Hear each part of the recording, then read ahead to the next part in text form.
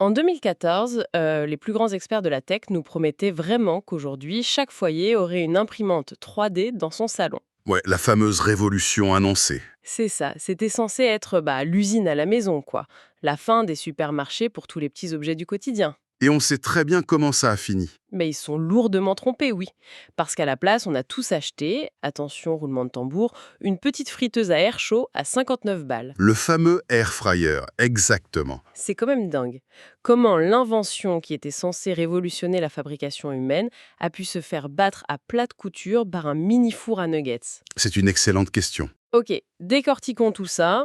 Notre objectif aujourd'hui, c'est vraiment d'explorer cette énigme en se basant sur les données d'une enquête hyper fouillée de Block News qui vient de paraître en 2026. L'article s'intitule Pourquoi l'imprimante 3D n'a pas eu le destin de l'air fryer. Et ce qui est fascinant ici, c'est que l'écart entre ces deux objets, c'est pas du tout technologique. Et c'est même pas véritablement économique, en fait. C'est quoi alors? C'est un abîme sociologique. Pour bien comprendre l'ampleur du phénomène, faut juste regarder les chiffres projetés pour 2025. Le marché mondial de l'air fryer, c'est environ 7 milliards de dollars. Ah ouais, quand même. Et c'est porté par une estimation ahurissante de 120 millions d'unités en circulation d'ici 2030. C'est une adoption massive. Et en face, l'imprimante 3D, En face, le marché de l'imprimante 3D personnelle génère environ 6 milliards de dollars, mais avec seulement 13,3 millions de machines en circulation au total. c'est vertigineux la différence d'adoption par le grand public. C'est magistral. Totalement. C'est deux mondes différents? Mais avant de mettre la friteuse et l'imprimante sur le ring pour comprendre ce gouffre, je crois qu'il faut vraiment se rappeler à quel point l'imprimante 3D a failli devenir notre quotidien. C'est vrai qu'on a tendance à oublier cette période. Bah oui, parce qu'entre 2012 et 2013, c'était le fourri total. C'était l'explosion du mouvement maker. L'idée de base, elle semblait juste inarrêtable. L'impression 3D allait faire pour les atomes physiques ce qu'Internet avait fait pour les données numériques. Exactement, pour la matière, quoi. Et la couverture médiatique de l'époque frisait le délire prophétique. Oh, on annonçait carrément la prochaine révolution industrielle. Le magazine Wired, en 2012, en a fait sa couverture. Et ça a été tellement fort que leur rédacteur en chef, Chris Anderson, a carrément quitté son poste. Attends, il a démissionné juste pour ça? Ouais, pour fonder une start-up dans le domaine de la 3D. Et la figure de proue de tout ce mouvement, c'était la marque MakerBot. Leurs imprimantes se vendaient littéralement dans les Apple Store. Rien que ça? Et le fondateur, Bret Pettis, était qualifié de « accroche-toi, Steve Jobs de l'impression 3D ». Ah oui, il n'y allait pas de main morte. Et le pire, c'est que ça semblait marcher. L'enquête de Block News mentionne qu'en mai 2013, le géant industriel Stratasys rachète MakerBot pour la somme colossale de 400 millions de dollars. Une somme énorme pour l'époque. Mais attends, 400 millions pour une start-up qui vendait des machines en kit pour les bidouilleurs. C'était juste la folie de la bulle technologique? Ou ils avaient vraiment un truc secret qui justifiait ce prix? Franchement, c'était clairement un achat de panique. De la panique. Ouais, motivé par la peur de rater le coche du marché grand public. Stratasys maîtrisait l'industrie lourde, les grosses machines, mais ils avaient zéro présence dans les salons des particuliers. Ils ont acheté une marque, une aura. Et j'imagine que c'est là que la réalité a rattrapé la fiction. Exactement. Dès l'été 2014, MakerBot tente de justifier cette valorisation dingue en lançant sa machine de 5e génération. Et elle était équipée du fameux Smart Extruder. Le fameux. Ça sonne bien, pourtant. Sur le papier, oui, c'était censé être une tête d'impression intelligente, sans entretien. Le but, c'était de rendre la 3D aussi simple que d'imprimer une feuille A4. Mais l'article parle d'un échec catastrophique. Genre, ça a transformé ces machines à plus de 1000 euros en presse-papier géant. Qu'est-ce qui s'est passé techniquement? Le problème venait d'un phénomène qu'on appelle le fluage thermique. Ok, c'est-à-dire? En gros, dans une imprimante 3D, le plastique doit fondre uniquement à l'extrême pointe de la buse, juste au bout. Logique. Mais MakerBot a conçu ce Smart Extruder en voulant aller beaucoup trop vite de l'ingénierie à la commercialisation. La dissipation de la chaleur était hyper mal gérée. Donc ça chauffait là où ça ne devait pas. C'est ça, la chaleur remontait dans le mécanisme interne, le plastique ramollissait trop tôt, il gonflait et paf, ça bloquait totalement les engrenages. Oh, la cata. La tête d'impression s'autodétruisait de l'intérieur en plein milieu d'une impression. Non mais attends, donc ils ont vendu une révolution technologique qui cassait systématiquement à la troisième utilisation, quoi. Pas étonnant que ça ait mal fini, quoi. Et c'est allé super loin. Les utilisateurs ont lancé un recours collectif en justice, une class action, pour dissimulation de défauts. Ouch. Stratasys a dû passer une dépréciation d'actifs de 180 millions de dollars sur son rachat. Les ventes se sont effondrées du jour au lendemain. C'est violent. Pour te donner une idée, de début 2016, MakerBot ne vendait plus que 15 machines par jour dans le monde entier. 15 par jour. Ah. Ah ouais, la bulle avait complètement éclaté. Totalement. C'était la fin de l'illusion grand public. Et tu sais, c'est ça qui rend l'opposition avec la friteuse encore plus folle en fait.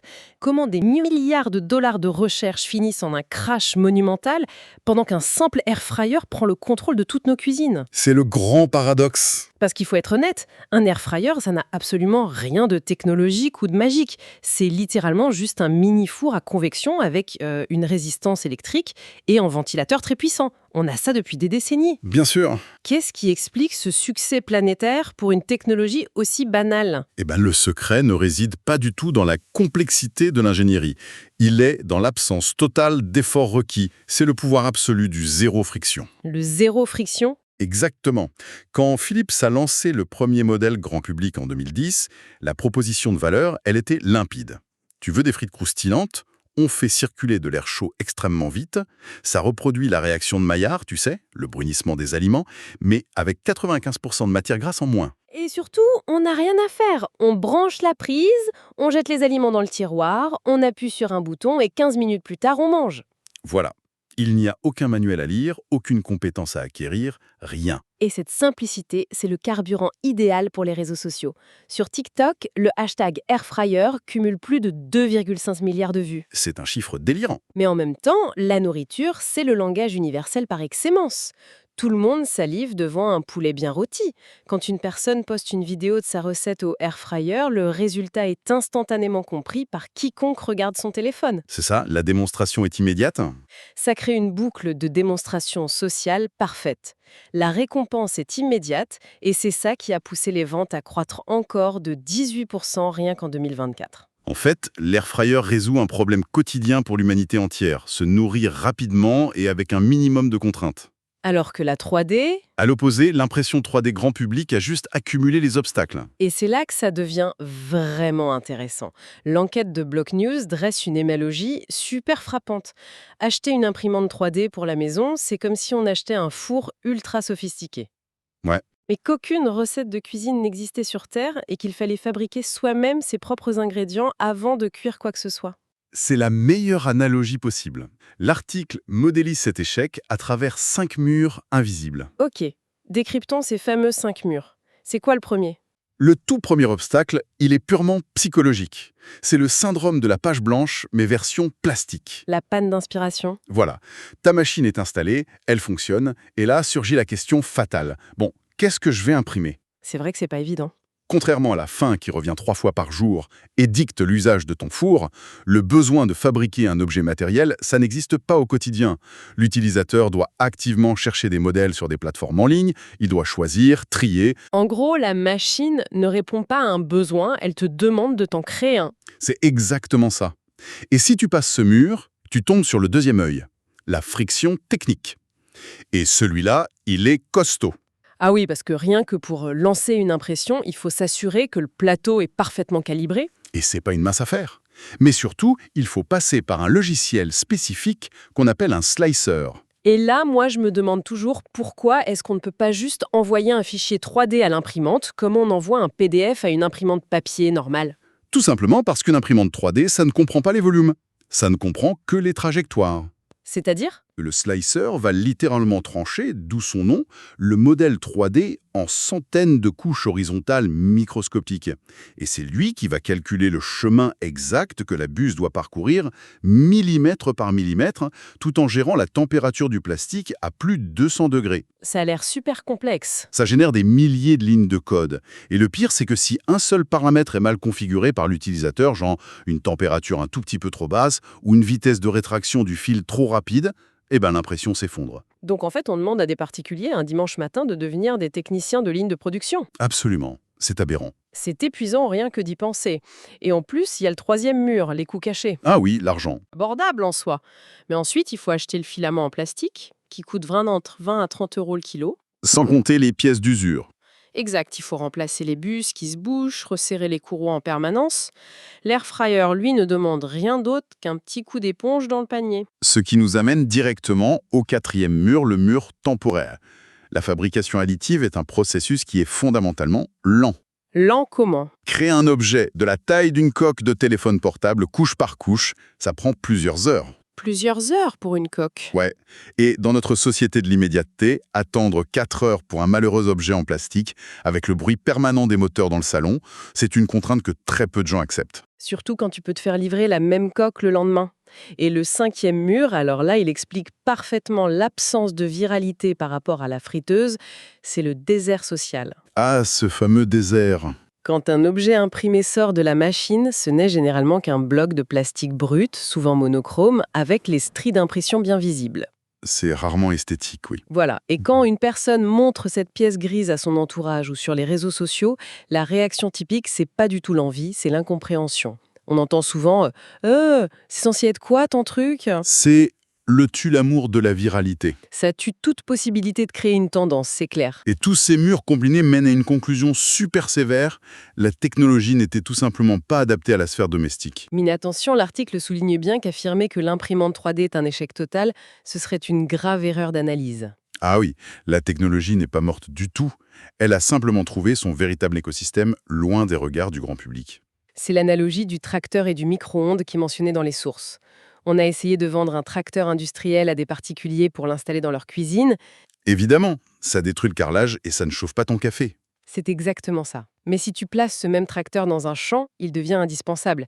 Et c'est exactement ce qui s'est passé avec le marché B2B, le business to business. Les chiffres de l'industrie sont d'ailleurs éloquents.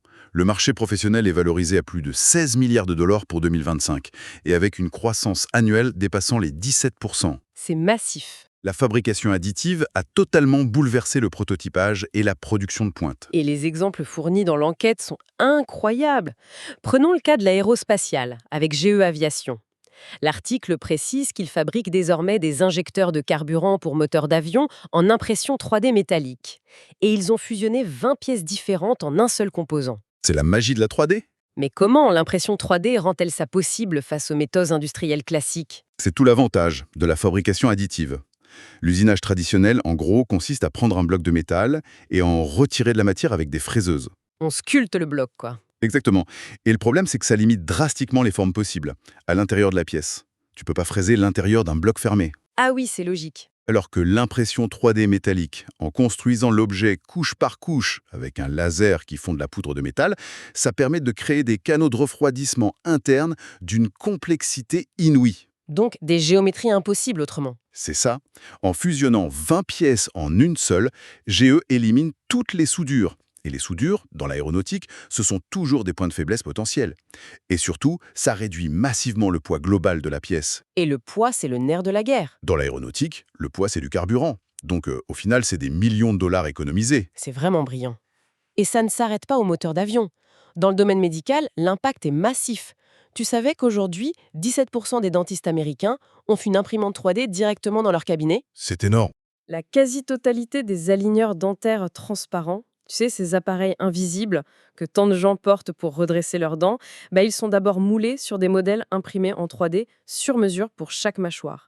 On n'y pense jamais, mais c'est partout. Et on parle même de bio-impression de tissus humains maintenant. Et ça va jusqu'à la construction. À Toulouse, en 2023, la première maison sociale imprimée en 3D a été livrée. Et au Texas, t'as la start-up Icon qui imprime des quartiers entiers avec des énormes portiques qui coulent du béton couche par touche. En fin de compte, l'imprimante 3D est devenue une technologie de fond. C'est une infrastructure invisible. Elle façonne notre monde moderne. Exactement, sans jamais qu'on ait besoin d'interagir avec elle au quotidien dans notre salon. Pourtant, et c'est là que l'histoire rebondit, l'industrie n'a pas tout à fait lâché l'affaire pour nos salons. Il y a eu un sursaut très récent avec l'arrivée d'un nouvel acteur, Bamboo Lab. Ah oui, Bamboo Lab. C'est une entreprise fondée par d'anciens ingénieurs de DJI, la célèbre marque de drones. Ils ont regardé le désastre de l'expérience utilisateur des 10 dernières années et se sont dit: et si on essayait de rendre la 3D aussi fluide qu'un airfryer? Et franchement, leurs avancées sur l'expérience utilisateur sont indéniables. Ils ont vraiment essayé de supprimer cette fameuse friction technique. Par exemple? Le calibrage du plateau se fait tout seul par des capteurs de pression. Plus besoin de bidouiller avec une feuille de papier. Mais surtout, ils ont intégré des caméras dotées d'intelligence artificielle pour gérer la pire angoisse des utilisateurs, la détection des spaghettis. Ah, les spaghettis. Faut juste clarifier à quel point c'est une révolution de l'interface, ça. Parce qu'à l'époque de MakerBot, tu lançais une impression de 10 heures avant d'aller dormir, ok? L'erreur classique. Et si la pièce se décollait à 2 heures du matin, bah la machine continuait de cracher du plastique dans le vide, Sans s'arrêter. sans s'arrêter. Donc au réveil, tu découvrais un énorme amas de fils de plastique fondu, les fameux spaghettis, qui s'étaient enroulés autour des courroies et avaient parfois carrément détruit la tête d'impression. C'était l'enfer. Un vrai cauchemar. Alors que maintenant, avec l'IA de Bamboo Lab, la caméra voit que le plastique part dans tous les sens, elle met la machine en pause toute seule et elle t'envoie une notification sur le smartphone pour demander quoi faire. C'est la différence entre une voiture qui fonce dans le mur et une voiture qui freine automatiquement grâce à ses radars. C'est une excellente comparaison. Et cette approche, ça a totalement redynamisé le marché. Avec d'autres concurrents qui ont été poussés par cette innovation, ils contrôlent aujourd'hui près de 60% du marché personnel. Les machines sont enfin devenues dociles. Exactement. Elles sont connectées en Wi-Fi, les applications mobiles sont hyper claires, bref, ça marche. Mais parce qu'il y a toujours un mais, il y a un rebondissement digne d'une mauvaise série dans cette histoire. L'enquête de Block News révèle qu'en 2024, Stratasys, Le retour de Stratasys. oui, le même géant qui avait racheté MakerBot en 2013 pour faire exploser la première bulle grand public, eh ben, ils ont décidé d'attaquer Bamboo Lab en justice pour violation de brevet. Et cela soulève une question importante sur la nature même de cette industrie. C'est d'une ironie tragique. C'est clair, ils reviennent pour tout casser.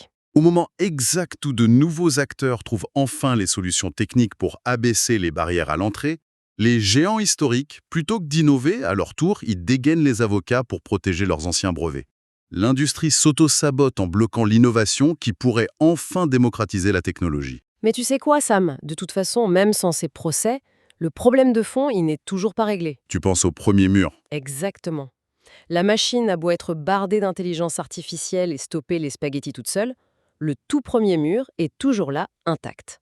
L'utilisateur se réveille le dimanche, il regarde sa magnifique machine hyper fluide et silencieuse, et il se demande toujours, bon, j'imprime quoi aujourd'hui?